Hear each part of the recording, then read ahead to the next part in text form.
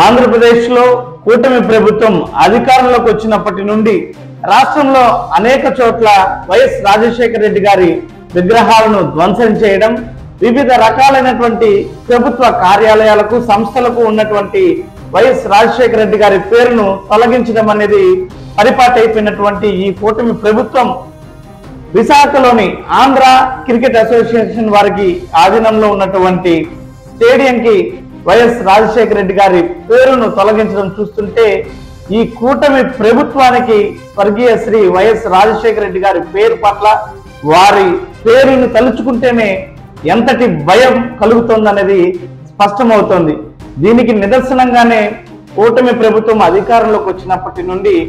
వందలాదిగా YS Rajasekhara Reddy గారి విగ్రహాలను ధ్వంసం చేయడం, ఎక్కడ వైఎస్ రాజశేఖర రెడ్డి గారి పేరు కనిపించినా దాన్ని తొలగించడం చూస్తున్నాం. మొన్నటికి మొన్న విశాఖ రిషికొండ వద్ద అద్భుతమైనటువంటి వ్యూ పాయింట్ ని ఏర్పాటు చేసి గత ప్రభుత్వంలో వైఎస్ఆర్ వ్యూ పాయింట్ గా నామకరణం చేసి సందర్శకులకు అందుబాటులోకి తీసుకొస్తే ప్రజలందరూ కూడా ఎక్కడ వైఎస్ రాజశేఖర రెడ్డి గారిని గుర్తు చేసుకుంటారో, వారి అభివృద్ధి కార్యక్రమాలను గుర్తు చేసుకుంటారు, రాజశేఖర రెడ్డి గారు ప్రవేశపెట్టినటువంటి సంక్షేమాన్ని గుర్తు చేసుకుంటారు అని భయభ్రాంతులకు గురైనటువంటి కూటమి ప్రభుత్వం ఆ వ్యూ పాయింట్ కి రాజశేఖర రెడ్డి గారి పేరును తొలగించడం కూడా మనందరం చూసాం. ఈ రకంగా రాష్ట్రంలో ఎక్కడ కూడా వైఎస్ రాజశేఖర రెడ్డి గారి పేరు అనేది లేకుండా చేయాలని కూటమి ప్రభుత్వం అనేక కుతంత్రాలకు కుట్రలకు తెరలేపుతుంది. ఇలాగా ప్రభుత్వ సంస్థలకు కానీ స్టేడియాలకు కానీ వైఎస్ రాజశేఖర రెడ్డి గారి పేరు తొలగించినంత మాత్రాన ఈరోజు కోట్లాది మంది హృదయాల్లో స్వర్గీయ శ్రీ వైఎస్ రాజశేఖర రెడ్డి గారి పేరును కానీ, రాష్ట్ర ప్రజలకు వారు అందించినటువంటి సంక్షేమాన్ని కానీ,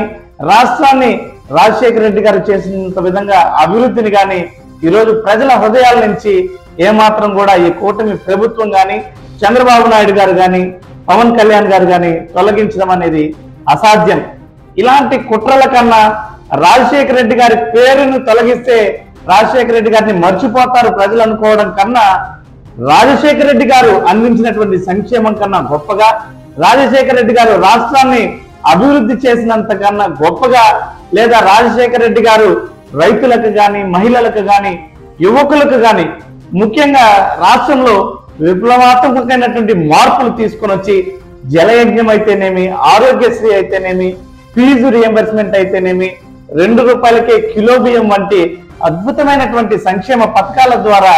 రాజశేఖర రెడ్డి గారు ఆంధ్ర రాష్ట్ర ప్రజలకి ఎనలేని సేవలను అందించడం జరిగింది. మరి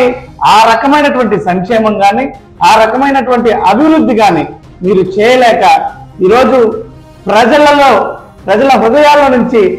స్వర్గీయ శ్రీ వైఎస్ రాజశేఖర రెడ్డి గారి పేరుని చెరపాలనేటువంటి మీ యొక్క ఆలోచన పూర్తిగా హాస్యాస్పదం. ఎందుకంటే మీలాంటి వందలాది వేలాది మంది కూటమి నాయకులు మూకుమ్మడిగా వచ్చినా కూడా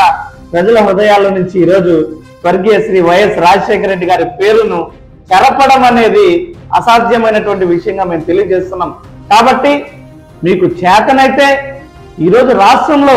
మీరిచ్చినటువంటి హామీల కోసం ప్రజలు ఎదురు చూస్తున్నారు, మీరు చేస్తామన్నటువంటి అభివృద్ధి కోసం ప్రజలు ఎదురు చూస్తున్నారు. ఆ రకంగా మీరు ఇచ్చినటువంటి హామీలను అమలు చేసి మీరు చెప్పినటువంటి అద్భుతమైన పాలనని ఈరోజు ప్రజలకు అందించాలే గాని మహనీయుడు